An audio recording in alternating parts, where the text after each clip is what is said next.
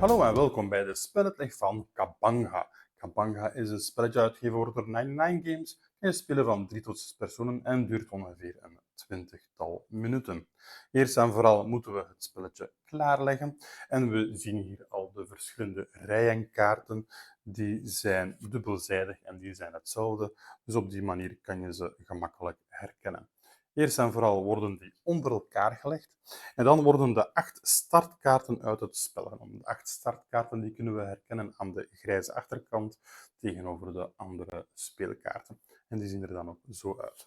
Die worden geschud en dan worden deze ook willekeurig verspreid. Dus ik ga deze even op die manier leggen.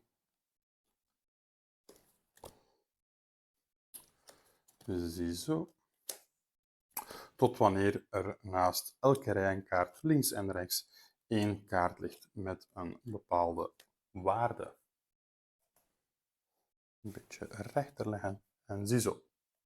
Elke speler krijgt dan 8 handkaarten. 2, 4, 6, 8. Dus elke speler krijgt er zo 8. En de stapel wordt hier in de buurt gelegd als trekstapel of ook wel als strafstapel, zoals die vermeld wordt in het regelboek.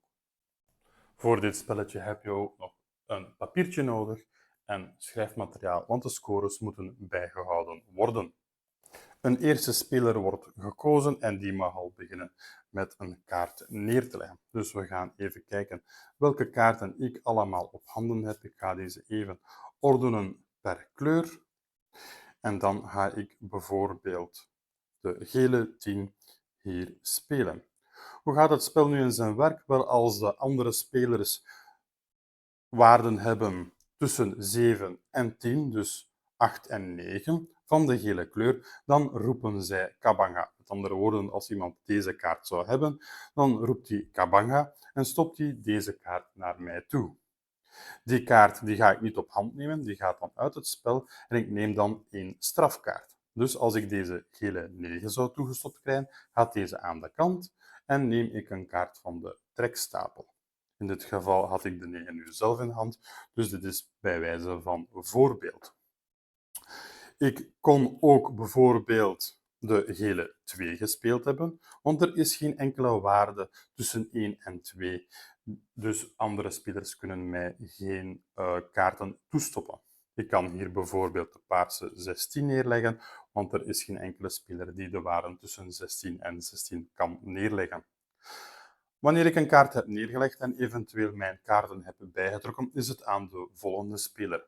Als de volgende speler dezelfde kleur speelt als ik, dus bijvoorbeeld ik had paars gespeeld en de daaropvolgende speler speelt ook paars, dan moet hij automatisch al 1 strafkaart nemen. De ronde stopt wanneer een speler erin slaagt om al zijn kaarten af te leggen. Bijvoorbeeld als dit mijn laatste kaart zou zijn en ik leg die dan hier neer en er wordt geen Kabanga geroepen, zodat ik geen kaarten meer moet trekken, dan is mijn hand leeg en dan stopt deze ronde.